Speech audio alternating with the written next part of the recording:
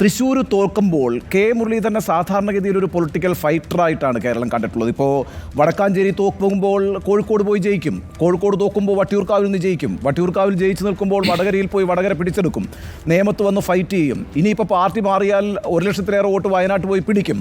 ഇങ്ങനെയൊക്കെ ഫൈറ്ററായിട്ടാണ് കെ മുരളീധരനെ കാണുന്നത്. പക്ഷേ കെ മുരളീധരനെ തൃശ്ശൂർ തോൽവിക്ക് ശേഷം കണ്ടത് അങ്ങനെയല്ല.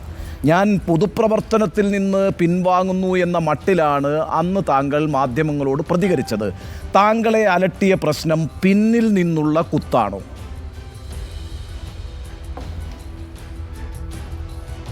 അത് ഞാൻ ഇന്നൊരു കാര്യം പറയുകയുണ്ടായി. ഞാനതിനെക്കുറിച്ചൊരു വിശദമായിട്ടുള്ള കാര്യങ്ങളിലേക്ക് പോകുന്നില്ല. സാധാരണ രീതിയിൽ ഞാൻ പണ്ട് കാലങ്ങളിലൊക്കെ ഞാൻ കേട്ടിട്ടുള്ളതാണ്, ഏതെങ്കിലും മഹത്തായൊരു കർമ്മത്തിൻ്റെ വിജയത്തിന് ചില കുരുതികൾ നടക്കുന്നതായിട്ടൊക്കെ കേട്ടിട്ടുണ്ട്. അങ്ങനെ നടന്നിരുന്നു എന്ന് പറയുന്നു. അപ്പോൾ ഇത്തവണ UDFന് നല്ല വിജയം ഉണ്ടായി, അതിലൊരു കുരുതി വേണ്ടി വന്നു, അത് ഞാനായിപ്പോയി. അതിൽ ഞാൻ ആരോടും പരാതി പറയുന്നില്ല. ഇത്ര എനിക്ക് ഇതിനെക്കുറിച്ച് പറയാനുള്ളൂ. പിന്നിൽ നിന്ന് കുത്തിയതിനെക്കുറിച്ചൊക്കെ പറയാൻ എനിക്ക് ഒരുപാട് പരിമിതികളുണ്ട്. അത് പാർട്ടിയുടെ അച്ചടക്കത്തിന് വിരുദ്ധവുമായതുകൊണ്ട് അതിനെക്കുറിച്ച് ഞാൻ കൂടുതലായിട്ട് പറയുന്നില്ല. താങ്കളുടെ കോൺസ്റ്റിറ്റ്യുവൻസിലൊരു വോട്ടറാണ് ഞാൻ തിരുവനന്തപുരത്ത് വട്ടിയൂർക്കാവാണ് എൻ്റെ മണ്ഡലം. അപ്പം എനിക്ക് നേരിട്ടറിയാം താങ്കളുടെ അവിടുത്തെ ഒരു പ്രവർത്തന രീതി. ഓരോ വീടുകളിലും നേരിട്ടെത്തുന്ന ഒരാളാണ് കെ മുരളീധരൻ. അപ്പോൾ വട്ടിയൂർക്കാവ് കേന്ദ്രീകരിച്ച് മുരളീധരൻ അടുത്ത നിയമസഭാ തെരഞ്ഞെടുപ്പ് ലക്ഷ്യമാക്കി പ്രവർത്തിച്ചു തുടങ്ങിയോ? ഞാനതാണ് പറഞ്ഞത്, ഈ മുരളീധരൻ്റെ ഒരു പ്രത്യേകത വളരെ പെട്ടെന്നൊരു ഫൈറ്ററായിട്ട് തിരിച്ചു വരുന്ന ഒരാളാണ് താങ്കൾ. അല്ല, ഞാൻ ഉദ്ദേശിച്ച മറ്റൊന്നുമല്ല. തെരഞ്ഞെടുപ്പിൻ്റെ കാര്യം ഇനിയും 2 കൊല്ലമുണ്ട്. പാർട്ടിയാണ് തീരുമാനിക്കേണ്ടത് എവിടെ മത്സരിക്കണോ തുടങ്ങിയിട്ടുള്ള കാര്യങ്ങളൊക്കെ. പക്ഷേ ഞാൻ ഏതാണ്ട് 2 വർഷം ബാക്കിയുള്ളപ്പോൾ മനസ്സില്ലാ മനസ്സോട് ഉപേക്ഷിച്ച് പോകേണ്ടി വന്ന ഒരു സ്ഥലമാണ് വട്ടിയൂർക്കാവ്.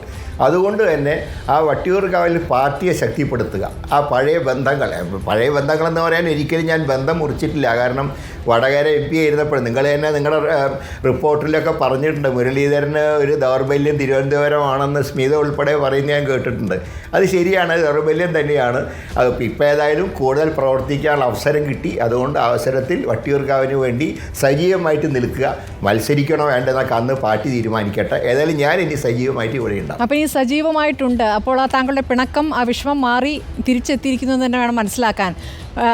ശ്രീ മുരളീധരൻ, താങ്കളന്ന് തിരഞ്ഞെടുപ്പിൻ്റെ ഘട്ടത്തിൽ നമ്മളെല്ലാവരും ഇരിക്കുമ്പോൾ തന്നെ സംസാരിച്ചപ്പോൾ അന്ന് പറഞ്ഞിരുന്നത് സുരേഷ് ഗോപിക്ക് വട്ടപൂജ്യമായിരിക്കും കിട്ടുക എന്നുള്ളതാണ്. അന്നത്തെ ഒരു പോരിൻ്റെ ഭാഗമായിട്ടുള്ള പറച്ചിലാണെങ്കിൽ കൂടി തൃശ്ശൂരിലെ മറ്റ് ചില വിഷയങ്ങളുണ്ട് എന്നുള്ളതും താങ്കൾ ചൂണ്ടിക്കാണിച്ചു. അതല്ലാതെ BJP ഇവിടെ ചെലുത്തിയിരിക്കുന്ന സ്വാധീനം 20% അടുത്തിരിക്കുന്ന അവരുടെ ശതമാന കണക്ക്, വോട്ട് ഷെയർ, ഈ കണക്കുകളൊക്കെ നോക്കുമ്പോൾ BJP UDFന് എത്രത്തോളം വെല്ലുവിളിയാകുന്നു? ഇപ്പോൾ ഇടത് കോട്ടകളിലാണ് വലിയ വിള്ളൽ വീഴ്ത്തിയത് എന്നൊക്കെ വേണമെങ്കിൽ രാഷ്ട്രീയമായി പറയാം. പക്ഷേ നിങ്ങളെ സംബന്ധിച്ചും ഒരു വെല്ലുവിളി തന്നെയല്ലേ? അതിനെ എങ്ങനെയാണ് താങ്കൾ ശരിക്കും മനസ്സിലാക്കുന്നത്? തീർച്ചയായിട്ടും ഞാൻ തൃശ്ശൂരത്തെ BJPയുടെ വിജയത്തിൻ്റെ കാരണം ഞാൻ പറഞ്ഞെങ്കിലും അത് ഈ BJPയുടെ പ്രവർത്തനം ഇത്തവണ തൃശ്ശൂരിൽ മാത്രം ഒതുങ്ങിയതല്ല. ഒരു ഉദാഹരണം പറഞ്ഞാൽ തിരുവനന്തപുരത്ത് രാജീവ് ചന്ദ്രശേഖരൻ 42 ദിവസങ്ങൾക്ക് മുമ്പാണ് തിരുവനന്തപുരത്ത് വരുന്നത്. അദ്ദേഹം മലയാളിയാണെന്ന് തന്നെ പലർക്കും അറിയില്ലായിരുന്നു. ഞങ്ങളെപ്പോലെ ചുരുക്കം ആൾക്കാർക്ക് അറിയുള്ളൂ. ഞാൻ തന്നെ ഒരിക്കൽ പാർലമെൻറ്റിൽ വെച്ച് അദ്ദേഹത്തിനോട് ചോദിച്ചു, നിങ്ങൾ തിരുവനന്തപുരത്ത് മത്സരിക്കുന്നുണ്ടോ? അദ്ദേഹം പറഞ്ഞു, ഒരു കാരണവശാൽ ഞാൻ മത്സരിക്കില്ല എന്ന് പറഞ്ഞു. പക്ഷേ പാർട്ടിയുടെ സമ്മർദ്ദം കൊണ്ട് അദ്ദേഹം മത്സരിച്ചു. പക്ഷേ ആ മത്സരിച്ച 42 ദിവസം കൊണ്ട് തന്നെ ഒരുപാട് മുന്നേറാൻ അദ്ദേഹത്തിന് കഴിഞ്ഞു. മാത്രമല്ല മറ്റ് പല നിയോജക മണ്ഡലങ്ങൾ, ഇപ്പോൾ LDFൻ്റെ വോട്ടുകൾ ചോർത്തിയെന്ന് പറയുമ്പോൾ അതിന് മുമ്പ് തന്നെ ഇപ്പോൾ 2016 UDFൻ്റെ വോട്ട് ചോർത്തിയിരുന്നു. ആ ചോർത്തിയ വോട്ടൊക്കെ ഇപ്പോഴും അവരുടെ കയ്യിൽ നിൽക്കുകയാണ്. അതിനു പുറമെയാണ് LDFൻ്റെ വോട്ട് കൂടെ അവർ ചോർത്തുന്നത്. അപ്പോൾ ഭാവിയിൽ കേരളത്തിനെ സംബന്ധിച്ച് ഒരു ഭീഷണി നിലനിൽക്കുന്നുണ്ട് എന്നുള്ള യാഥാർത്ഥ്യം എല്ലാ ജനാധിപത്യ കക്ഷികളും മനസ്സിലാക്കേണ്ട കാര്യമാണ്. ഞാൻ അത്രേ പറയുന്നുള്ളൂ. അല്ലാതെ ഇതൊരു തൃശ്ശൂരത്തെ വിജയം ഒരു ഒറ്റപ്പെട്ട വിജയമെന്ന് ഞാൻ പറയുന്നില്ല. മറ്റ് നിയോജക മണ്ഡലങ്ങൾ ഉണ്ടായിട്ടുള്ള മുന്നേറ്റം ഒരു നിസ്സാരമല്ല. ഉത്തരേന്ത്യയിലൊക്കെ BJPയുടെ നില താഴോട്ട് പോകുമ്പോൾ കേരളത്തിൽ അല്പം ഗ്രാഫ് ഉയരുന്നുണ്ടോ എന്ന് സംശയിക്കേണ്ടിയിരിക്കുന്നു.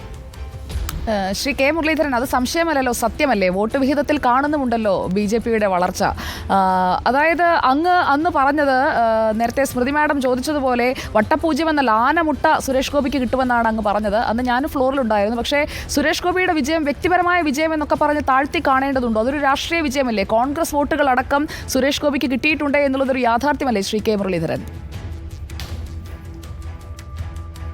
അല്ല, ഞാൻ പറഞ്ഞത് ഞാനതിനെ ഒറ്റപ്പെട്ട വിജയമായിട്ടല്ല കാണുന്നത്. ഞാൻ പറഞ്ഞത് LDFിൻ്റെ വോട്ടുകൾ ഇപ്പോൾ ചോർത്തിയെങ്കിൽ UDFിൻ്റെ വോട്ടുകൾ നേരത്തെ കുറേ വോട്ട് ചോർത്തിയിട്ടുണ്ട്. അതിന് പുറമെയാണ് തൃശ്ശൂരിലുണ്ടായ ഒരു അട്ടിമറി എന്ന് പറയുന്നത്. കാരണം ഒരിക്കലും സംഭവിക്കില്ല എന്ന് വിചാരിച്ചിരുന്ന വോട്ട് ബാങ്കാണ് അവിടെ നഷ്ടപ്പെട്ടത്.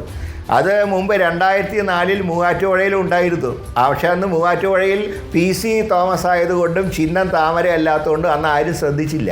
പക്ഷേ ഇപ്പോൾ പാർട്ടി താമര ചിഹ്നത്തിൽ തന്നെ വിജയിച്ചപ്പോഴാണ് ഈ 2004 മൂവാറ്റുപുഴയിലുണ്ടായ അട്ടിമറി തൃശ്ശൂരും ഉണ്ടായി എന്ന് കാണാൻ കഴിയുന്നത്. അതുകൊണ്ട് ഇതിനെ വളരെ ഗൗരവത്തോടുകൂടെ പാർട്ടി കാണുന്നതാണ് എൻ്റെ പ്രതീക്ഷ.